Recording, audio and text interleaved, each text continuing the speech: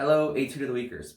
My name is Matthew Allison, and it was suggested to me that I do a practice video for this week's Etude, number 23, Drouet in D-flat major, since my passion is helping others find enjoyment in the art of practicing flute, which is why my business is literally called Practice Flute.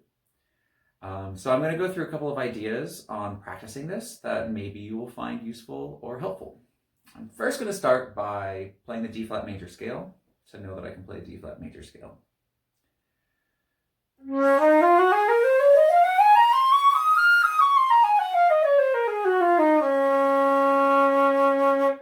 I extended it up to high F because I noticed that that's the highest note in this etude.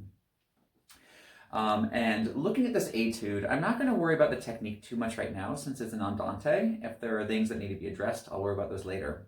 If playing in D-flat major seems like it's going to be a bigger concern, then maybe spend a little bit more time with that technique. And since this isn't a lot of stepwise motion, it's a little bit more all over the place, you might consider something like the Reichert 7 daily exercises, playing a couple of those exercises in the D-flat major, since those tend to have a little bit more leaps around, and that looks a little bit more similar to what we see here in this etude. But for me, for now, I'm going to focus on some of the intervals and intonation things, since D-flat major tends to be troublesome key and troublesome note for sure. So I try to practice as much as I can away from the music, so that way I have confidence in the foundation before I approach it. And as well as, I don't want to mess up the music if I can avoid it, because I don't want to associate fear or tension or something wrong with the music itself. So anything that happens poorly is just part of this practice, not part of that. I'm going to begin by doing some growing intervals from the D-flat to really try to focus on the lip flexibility and the intonation of the D-flat. So borrowing from Marcel Moïse's De la Sonorité, doing growing intervals in D-flat, and I'm going to say D-flat diatonic. And I'm going to begin by doing the lower intervals. So this is just doing literally every interval to and from the D-flat, getting progressively larger.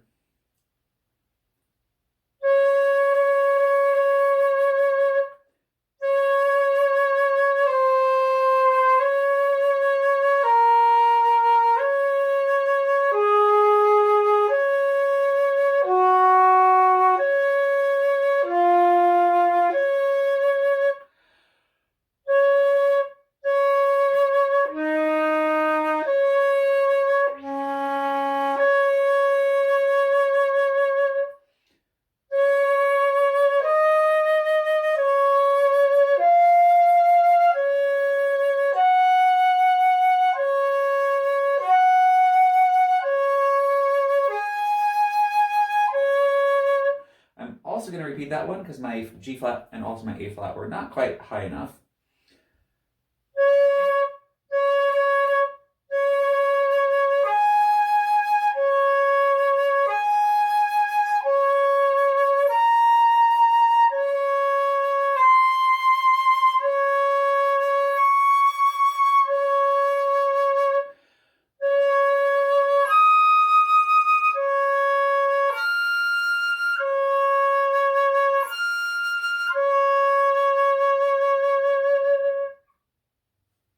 I see right off the bat that we have some leaps down to low G in the first measure and leaps to the low A flat in the second measure. I'm also going to do the same thing, also diatonic, to save time, except the G natural is obviously not D flat diatonic. And I'll only go for about 1 octave since it looks like the intervals don't really extend beyond an octave for those particular pitches. Actually, I see on the second line there's an A flat to the G flat, so I might take it a little further than an octave.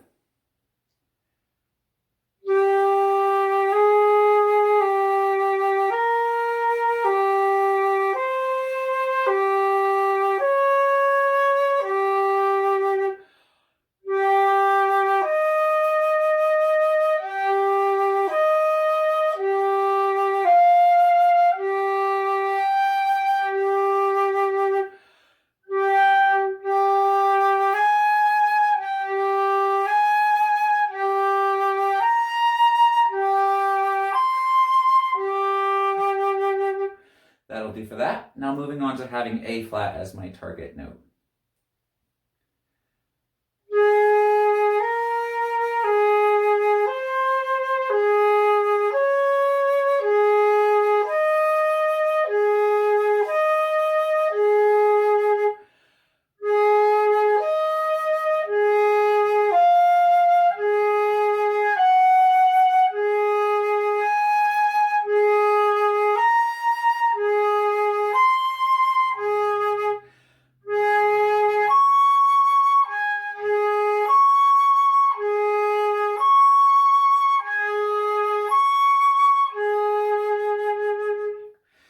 if I'm not happy with something, I try to do it a few times. When I'm teaching, I try to tell a student to do at least twice as many times right as they do it wrong, just to change the percentage of error. If you do it wrong, or if you don't like the way it sounds once and you do like the way it sounds once, then you're at 50%, which is not the grade that most of my students want to get, nor the grade that I want to get. All right, so I'm satisfied enough with that. I'm going to move on and look at the music now, but I'm going to apply that same concept to this. So I'm going to take every single interval in this exercise all the way through, which is going to be time tedious. I might fast forward for the sake of this video. But one thing it's going to do is give me the confidence that the intervals are going to sound good, or, will be as good as they're going to be at least. But it's also going to make me really slow this down. And if I slow it down, I'm going to be much less likely to play a wrong note. I try to avoid playing wrong notes from the start. Try to. So I am trying to not call this exercise the skipping exercise. If you ever hear me say that, I'm trying to avoid that. I used to call it the skipping exercise because when you do it quickly, it kind of sounds like you're skipping. But in fact, I'm going to play each note twice. So I'm going to do every interval literally, starting off with the first note, second note, third note, fourth note, fifth note, etc., through the entire etude. And I'm going to slur those intervals. So that's probably a little bit more work than tonguing would be. I like to do more work than I need to when I'm practicing. So that way when I perform, it feels a little bit more natural, a little easier. And I'm going to focus on the centering of the tone and vibrato and intonation primarily for this practice.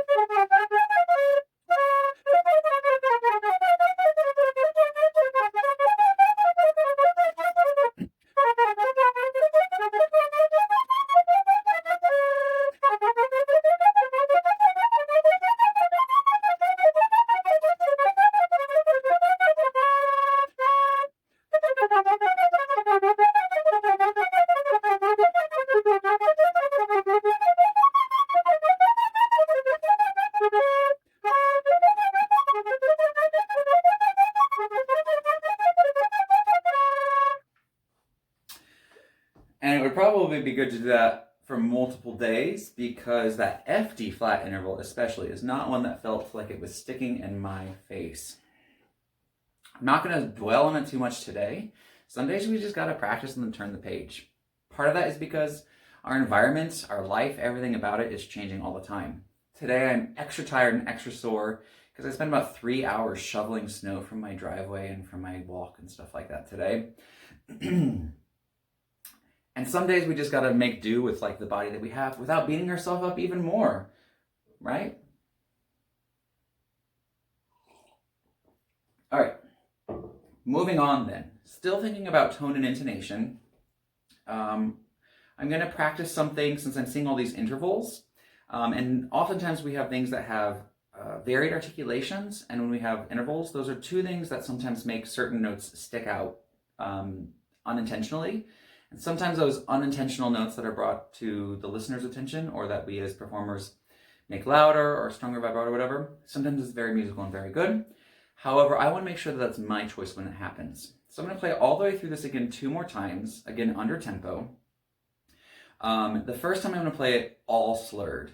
And I'm going to go slow enough that I can make sure every single note has vibrato. And I'm going to try to have the vibrato be pretty similar on every single note while it's slurred. Excuse me. Going for the most homogeneous sound possible, the most vanilla, everything is going to sound the same.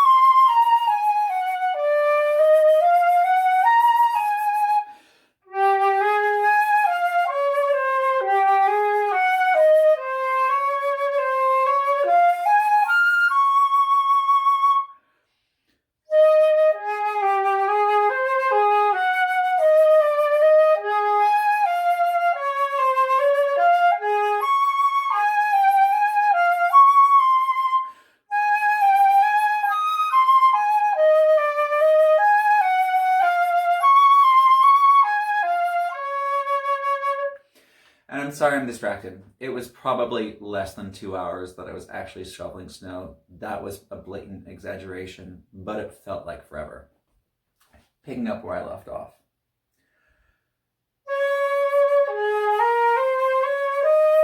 My New Year's resolution is to exaggerate less.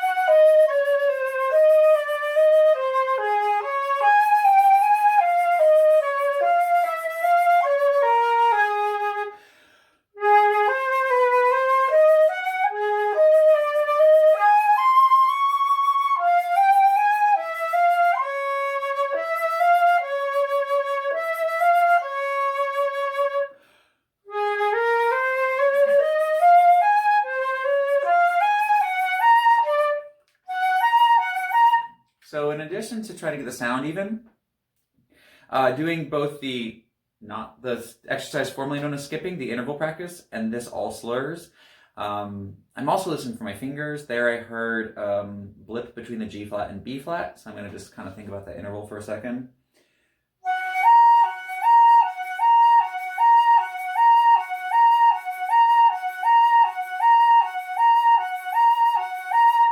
Still not super consistent, but I'm going to go move on for now. Starting that measure, this is the 1, 2, 3, 4, 5, 6, sixth line.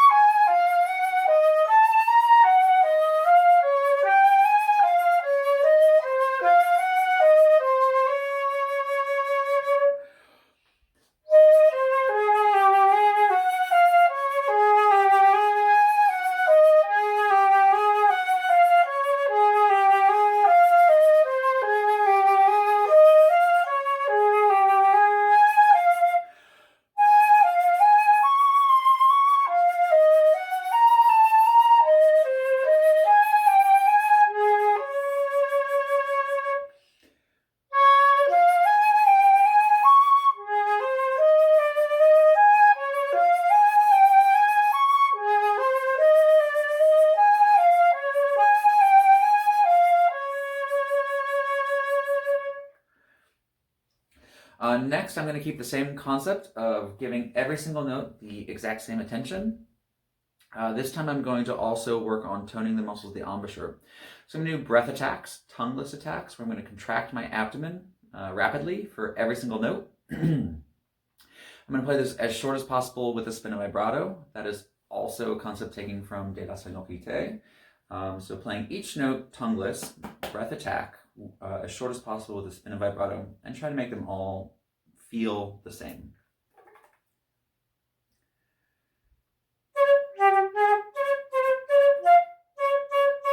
Starting to feel a little swampy.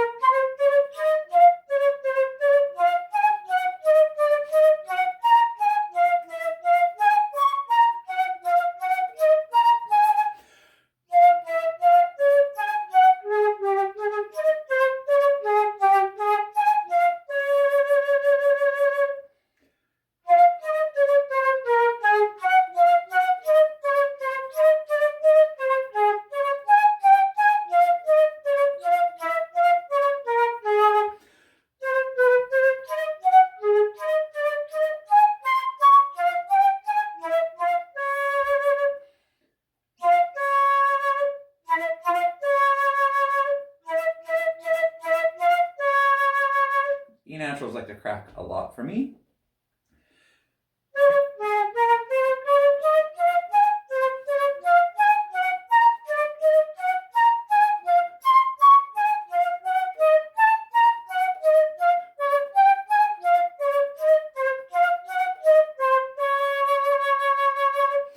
And if I were cracking more, I'd be doing the notes of the intervals many, many more times.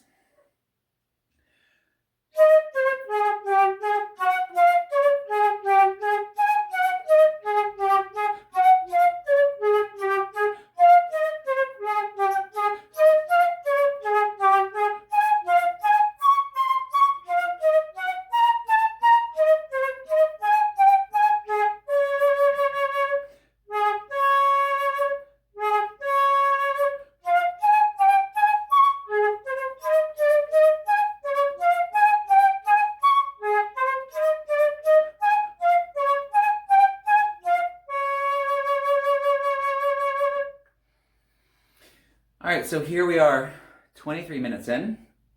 I've gone all the way through this piece, I guess 3 times now without actually ever having played the piece. So can we call when we finally do play at sight reading? I don't know. But either way, I forced myself to slow down my process of learning this music by applying these different practice patterns to it. I don't have a lot of technical concern with this one right now, but if I did, then I would also apply some different technical patterns, rhythm patterns and stuff like that, to help gain that confidence as well. And that's the main thing. As I mentioned before, I want to feel like I've built as much of the foundation for this piece before I start playing it.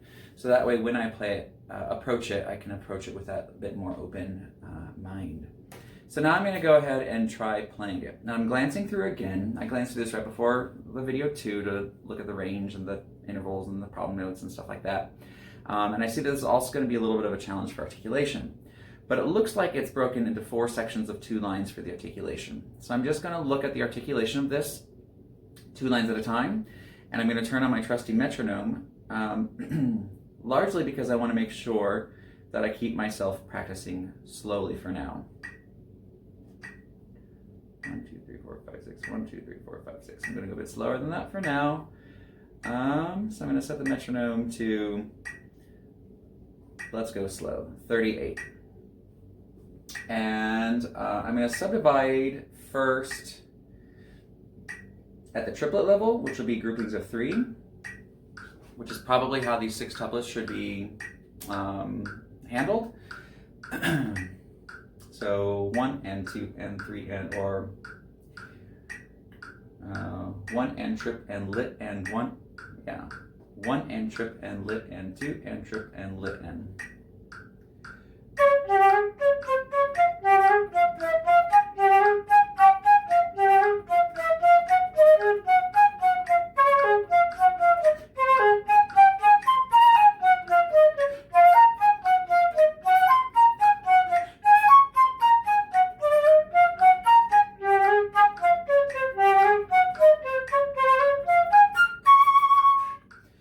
And then I'm going to change the subdivision to eighth notes, which will then make me group it in 3, as if it's doing 1 triplet and triplet, 2 triplet and triplet, which is probably not how I would actually interpret this.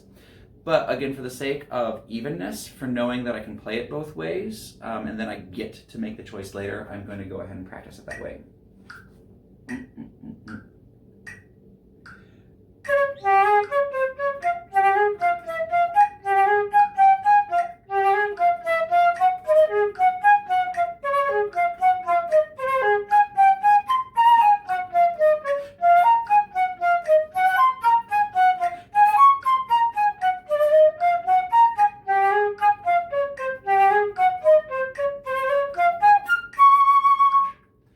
Then I'm going to do the exact same things to the next 3 pairs of 2 lines. So I'm going back to triplet for lines 3 and 4.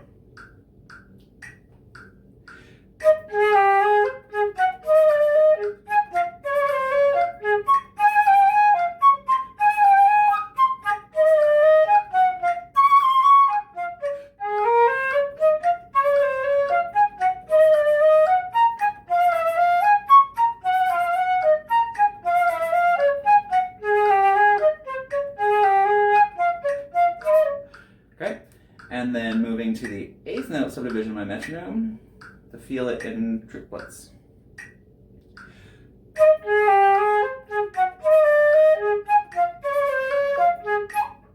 Starting that line again.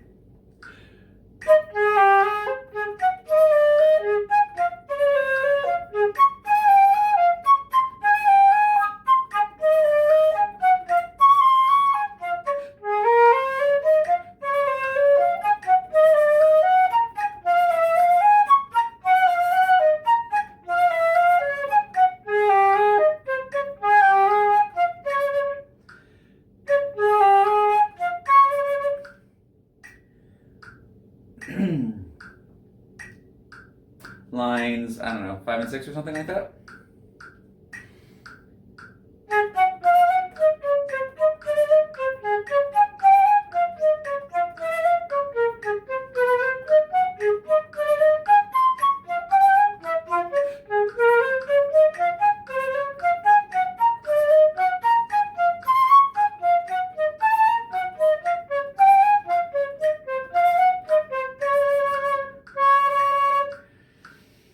I'm going to mark one of those G flats. I didn't play it wrong, but my brain didn't want to play it right. Not only do I mark the notes I play wrong, but I mark the notes that I didn't want to play right also, I guess. All right, doing that again with the triplet feel.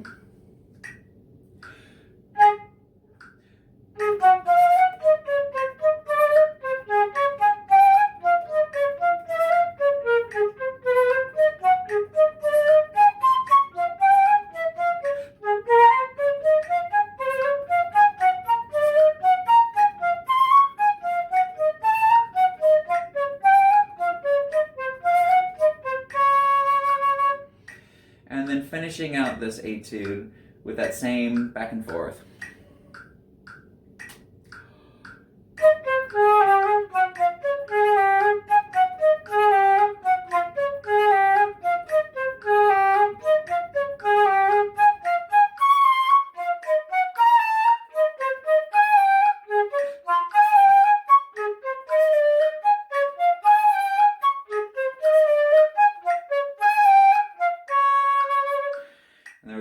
flat that my hand didn't want to play.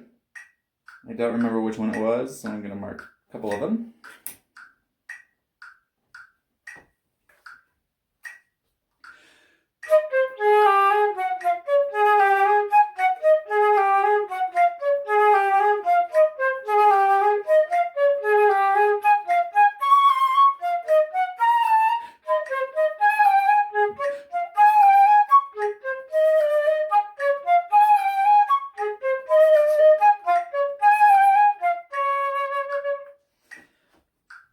All right, so I feel relatively confident about the articulation. If I didn't, I would repeat that same process a couple of times. And again, I like to challenge the brain to think different than get outside of the normal pattern. So doing those two different metronome groupings made me think about this etude in very different ways.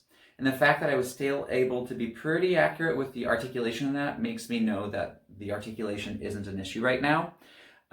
So again, I challenge my mind to move outside of its normal pattern. The mind, when it receives stimulation, it kind of goes into a groove, if you can think of a groove in your hand. And any new stimulation, the first thing your mind tries to do is put it into an already established groove. It tries to put it something that it already knows. So I like to do things to make myself think outside of those grooves when possible. So I'm going to play all the way through this now. I'm going to do it with metronome 3 times, and then I'm going to try it without the metronome. So I'm going to move the metronome to, I don't know, 48, and I'm going to do it with a triplet subdivision first, then the 8th note subdivision, and then no subdivision at all.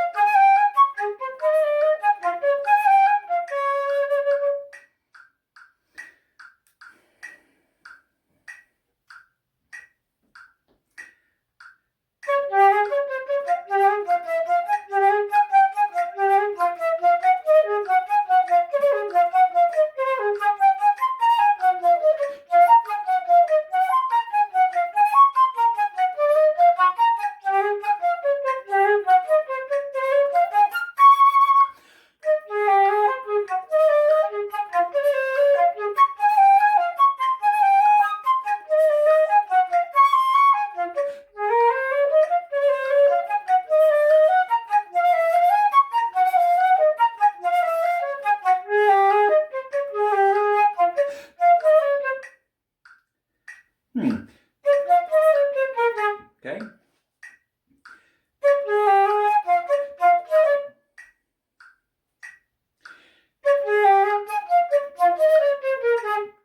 Transitioning again, that whole measure.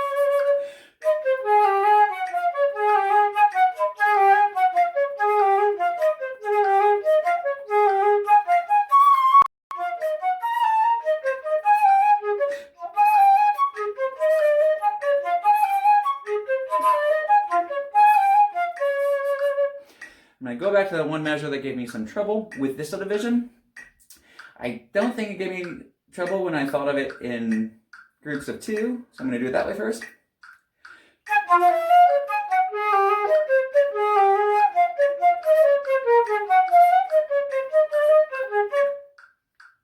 Build my confidence back up.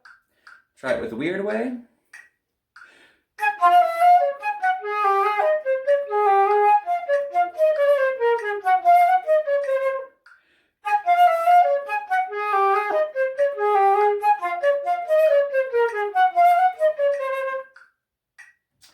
So we have a habit as musicians of breaking our own confidence down over and over and over again. I know I definitely do. But my other New Year's resolution, besides exaggerating less, is going to be to try to encourage myself that I can, in fact, do it. Yay! My students all shine. I take the greatest joy in the success of my students. But I think it's time for me to take a little bit of joy in my own abilities too. And I hope the same for everybody. So I'm not hoping that I have great success because I want others to not. I hope I have great success and enjoy my great success. And I hope you have great success and enjoy your great success, and etc. So I'm just swabbing out. I'm going to try a run through or 2 of this piece with and without metronome, but without subdivision any longer today. So if I practice this again tomorrow, I'll do all of this again. This is all fitting within a good amount of time, 30, 40, 50 minutes of time, less if I talk less. And yeah, I've had a lot of you comment on what's the things that I stick to my flute. These are just pencil grips, like literally pencil grips from the dollar store. Sometimes they stick on their own. This one's actually affixed with double-sided tape. And yes, it is a Gemeinhardt flute. Some people don't believe that I'm playing on a Gemeinhardt sometimes. But yeah, with these videos that I make, I try to play the same flute that that many of my students are playing too. So I don't want them to think I can't do it because my flute's not good enough. Of course your flute's good enough. We just need to practice it. All right, so here is Drouet number 23 with metronome at 48, no subdivision.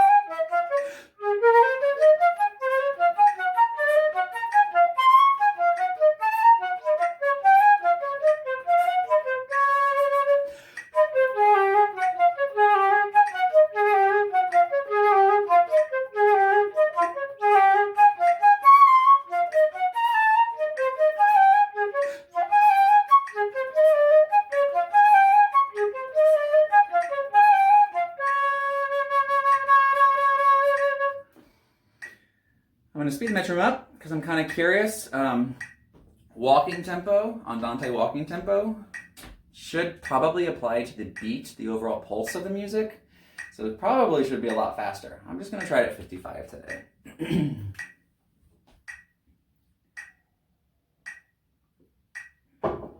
I might have a faster andante if I didn't spend 17 hours shoveling snow. Purposeful exaggeration that time.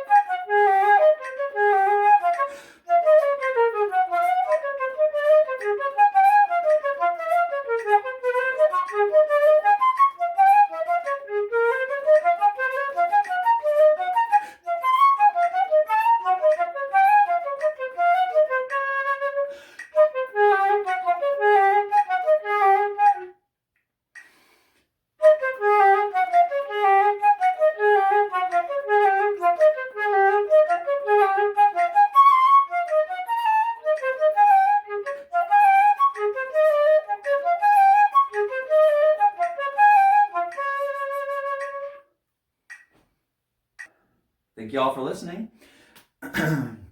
Hopefully something in there was a little helpful. And thanks again for letting me be part of this awesome Etude of the Week group, club. Thank you, Katie, for bringing us all together in such an uplifting and inviting way.